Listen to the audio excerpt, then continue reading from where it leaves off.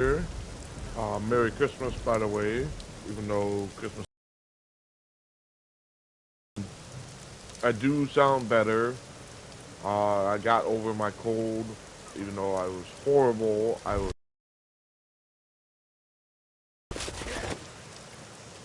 And things are better now. I'm better now, so it's really good. And I wanted to give an update. Um, First and foremost, I watched the Game Awards. I think it was 2 weeks ago, Game Awards, because they were going to announce information on Diablo 4. And apparently they didn't announce it until the very last part of the Game Awards. But Diablo 4 has been confirmed. It is official. Diablo 4 is coming out June 6th. Now, yes, that's different than the April release date, but that's okay because we know for sure Diablo 4 is coming out next year. And pre-orders are up. They just released a collector box edition of Diablo 4. Now, the only problem with the collector box is, yeah, you get a bunch of cool looking stuff Diablo 4 related, but you don't get the game and it costs $100. However, if you're a big diehard Diablo fan, you can get the game and the collector box separately, but that would cost nearly $200. So I didn't get the collector box because I just want to buy the game and have access to the open beta and be able to play the game up to 4 days early. So I bought the digital deluxe edition. So the pre-orders are up for Diablo 4. There's 3 different editions you can get. You can get the standard edition to where you can buy the game either digitally or physically. I got it digitally. That's the standard edition. The digital deluxe edition is the second one. That's the one that I got. Now that one gives you access to the open beta, which is probably going to be like mid-May, would be my guess. Somewhere in May, because the game comes out in June. So like mid-May, end of May would be open beta, and then you would have early access to the open beta from the digital deluxe edition, and you would also be able to play the game 4 days early. So I'm one of those people that's going to be able to play Diablo 4 on the 1st of June, which is really, really cool. So I'll be one of the first people to actually be able to play the game before it comes out officially. So I thought that's pretty cool. So that's the version that I got. I got the digital deluxe version. Um, and I also got, also with the digital deluxe edition, you get what they call battle pass. So you'll have like um, cosmetics and stuff like that. And then the ultimate edition, you skip 20 tiers of the battle pass, and you get everything else that was in the digital deluxe edition and the ultimate edition. The ultimate edition is $100, 70, like 70 or 80, somewhere around there. That's the version that I got. And then the standard is like 60, something like that. Um, if you look at my character, you'll notice I got like a little pet dude. Um, those are actually pre-order bonuses that I got from the digital deluxe edition. Because I have Diablo 3, I got the wings of Anarius and that little pet. They're actually from Diablo 4. And since I have Diablo 3, and I'm playing Diablo 3, I got those on, I got them a week ago. Yeah, a week ago today I got those. Because Diablo 3 had an update on December 16th that anybody that pre-ordered Diablo 4 would get those in Diablo 3. And I happen to be one of those people, so that's why my character has those wings and I get that little pet there. But that's the update I wanted to get, so it's beneficial. Diablo 4 is coming out June 6th.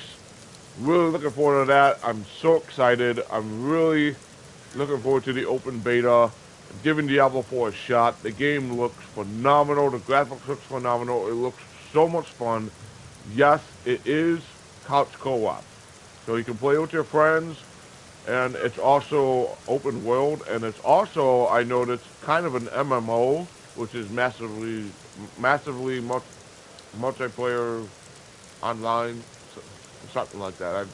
I don't know if I got that right or not, but so like, if you're playing solo, you will see other players on the same map as you, and I believe they haven't confirmed it, but it looks like you'll be able to party with just about anybody that's playing the game as you. But if you just want to play with your friends that are online, you can do that too.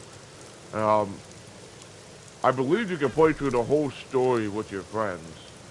Like, you can do missions and stuff like that with your friends, and I really hope that's the case, because that would be so fun and so cool to do. There's, they confirmed that there's over 150 dungeons to do. There's a bunch of endgame stuff. I'm looking forward to how the Paragon works, the max level, how the legendaries work, and all that kind of stuff. So excited. The game looks so good. There's been 5 classes confirmed. Necromancer, Barbarian, Sorceress, Rogue, and Druid are 5 confirmed classes. There's been a rumor that a 6th class is coming, but they haven't really released any new information on that. So I don't know if there's going to be 6 classes, or they're just sticking with 5 like they have with the other games. So hopefully in the future, if they release like expansions or DLC or anything like that for Diablo 4, we might get a new class or something like that, like they did with Diablo 3. Because when Diablo 3 came out 10 years ago, in 2012, it was just Diablo 3. And then they released the expansion, Reaper of Souls, along with the Crusader class. So hopefully they do something like that for Diablo 4 down the road and in the future. So without further ado, we're going to go over the build. This is an update to the Phalanx Bowmen build, which is a very, very fun build. So first we're going to go over the gear, then the skills, then the Paragon, and then what you should have on your follower and who to pick. So for our weapons, pretty much the same thing, the Blade of Prophecy, we're sticking with that. As of right now, I don't have an emerald in there. I gotta put one in there because I'm trying to get the Flawless Royal Emerald. And the reason why we want an emerald in there is because of critical hit damage. I got the Captain Crimson's Silk Girdle and the pants because of the 2-set bonus, because of the set bonuses there. The cooldown, you want cooldown because of Akash Champion. I think I went over all that, so I'm not going to explain it word for word because I have a previous build video on my channel of this build. This is just an update, but I will go over the changes that I made. I think, let's see here. Yes, this is one of the changes here. I just recently got this and noticed the legendary power on this, which is going to make this build much, much more powerful. Before I had the Stone of Jordan, I still got the conventional elements because that's one that we need. But Eternal Union, look at the legendary power. Increases the duration of summon Phalanx Bowmen and bodyguards indefinitely. What that means is when I summon, they cannot die, for one, and they will not go away. They are always with me. Which means when I cast Condemn, not Condemn, when I cast Judgment and they cast Condemn on my enemies, I can just keep spamming Judgment and they'll keep spamming Condemn and they will not die, they will not go away. So make sure you have, switch out Eternal Union. If you get one of these, equip it and switch it out for Storm of Jordan. This is awesome. Because I just did a rift with this. I summoned my Phalanx Bowmen, and they are still with me. They will not die. They will not go away. This is going to make this build much, much more powerful because the Phalanx Bowman will not die, will not go away. So that's a big, big boost to this build. That's one of the changes that I made. Conventional elements, same thing with the beta powerful in there. We have an enforcer to increase the damage of the bowman. Unrelenting phalanx, no changes there. Strong arm bracers, no damage, no changes there. Talisman of a Khan with the Bane of Trap in there for more damage. Warhelm of Kassar, phalanx damage. We're gonna put a diamond in there for cooldown. Breastplate of a Khan, condemned damage. No changes there. Pauldrons of a Khan, Gauntlets of a Khan.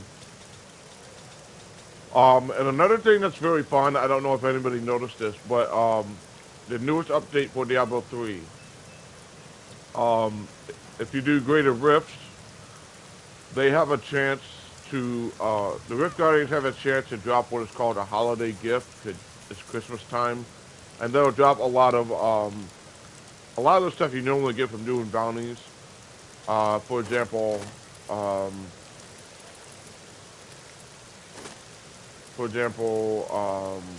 yeah, Cardian Rune, Cardian Nightshade. Look at these. I have like 70 of these things. Look at this. I have like 4 Greater Rift keys, but like all this stuff that you usually get from doing bounties, I have 70 of them because I kept getting the holiday gift bags from defeating Rift Guardians. So I have a lot. So you'll get like a bunch of those from the holiday gift bags. You still can get Petrified Screams, and those are for upgrading your equipment, like I did here with the Strong Arm Bracers. You can upgrade ancient equipment if you ever get it, and it increases your stats. Like at this one, I had a Petrifying Scream, and I did this one, and it was ranked 95, because that was the highest one I got. And those are very, very fun to do because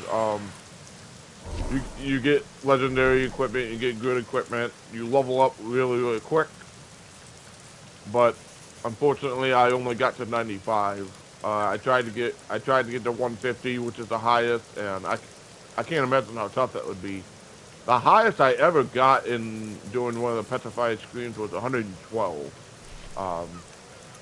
But I didn't make it that far, so yes, I gotta keep doing rifts, I gotta keep leveling up, I gotta keep, making my character stronger so I can get that high. But I added 475 strength, added on to 625 for this. And yes, you can update it more than once. So if I get one that's higher than 95, I can put it for the Strong Arm Bracers and make that even more stronger and make my character stronger. So that's really, really cool. So that's it for the gear. Like I said, not much changes, only for Eternal Union, and I upgraded the Strong Arm Bracers. For the skills, we now have Speed Charge Endurance. Now the reason why I switched that out instead of Punish Sword of Justice was because I wanted to make this a speed build, to where when I go into the Greater Rifts, I just run right through, and I get on a pylon, and I defeat as many packs of enemies as I can in a short amount of time. That means just finding elite packs, or just a big group of enemies, and killing them all at once, because that fills up the bar a lot quicker, instead of going through and defeating the enemies one by one, every single one. That takes forever. Don't do that. Just go in the rift, find big packs of enemies, especially the elite packs, and kill them all, because the elite packs, they drop those orbs that you need, and it fills up the bar very, very quickly. And I might not be true on this, but I think the faster you complete a rift, the greater the rewards. So keep that in mind. So yes, we switched out Punish, Sword of Justice for Speed, Charge, Endurance to help us speed through the rifts. We still have Phalanx Bowmen, no changes there. Judgment, no runes assigned. Now the reason why there's no runes assigned is because of the Akan set, the 2-piece bonus. Judgment has no cooldown and gains the effect of every rune. And because of that, Judgment doesn't need to have any runes assigned. We have Condemned Unleashed now instead of Shattering Explosion. The reason why, again, this has become a speed build. And Unleashed, the explosion now unleashes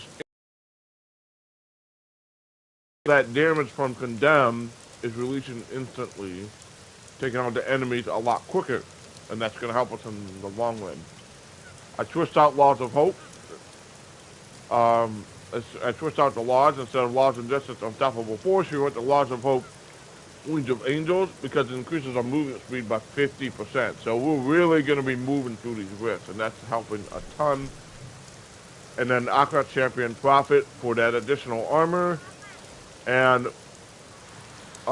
one of the set bonuses from the Akon set is when our phalanxes do damage, the cooldown for Akros Champion is decreased.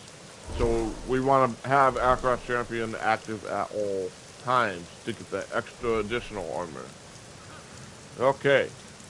So, for our passives, nothing changed here. We have Heavenly Strength, Lord Commander, Finery, and Long Arm of the Law. So, no changes to our passives. Paragon, pretty straightforward. I went for maximum wrath first, then movement speed, and then what I usually do is I put 100 in strength and then 100 in vitality. 100 in strength, 100 in vitality. I go back and forth like that because strength and vitality in the core section don't have any cap. So you can put as much points in there as you want, even though the cap for Paragon is 20,000. Now, if you think about that, that's really, really high. That's a lot of points in your strength and vitality. So keep that in mind. For offense, I went for cooldown reduction first, because that's what we want. Then critical hit damage, then critical hit chance, then attack speed.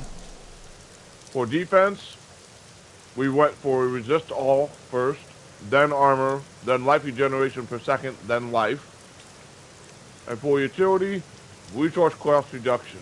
You want that first, that's most important. Then the area damage, then life per hit, then gold pickup radius at the last one, because that's really not all that important. For our follower, now, as far as gear goes, the only 2 important items you need on your follower, and yes, go with the Enchantress. Because the Enchantress, you need these skills. Temporal Pulse. The Enchantress casts a guided orb that deals 150% weapon damage as arcane to enemies within 15 yards and slows them for 80% for 3.41 seconds based on the Enchantress's intelligence. Okay? Amplification. Increases your static elemental damage bonuses by 5.69% based on the Enchantress's intelligence. We're going to want to go with Prophetic Harmony instead because reduces your skill's cooldown. I will use it well. So I forgot to switch that out. So make sure you're picking Prophetic Harmony first. Erosion, 330% weapon damage as arcane over 5.27 seconds based on chances, and infected enemies will take that. But instead we're going to get Powered Shield because it slows the enemies down, and we do more damage to slow the enemies. So we're going to keep that there. And then Fate's Lapse, we're going to go with that. Fate's, because it allows you to move through time, slowing enemies' movement yet again, their attack speed and projectiles for 80% for 3.55 seconds to avoid death based on the Enchantress's intelligence. Okay. So those are the skills, the 4 skills you need for the Enchantress.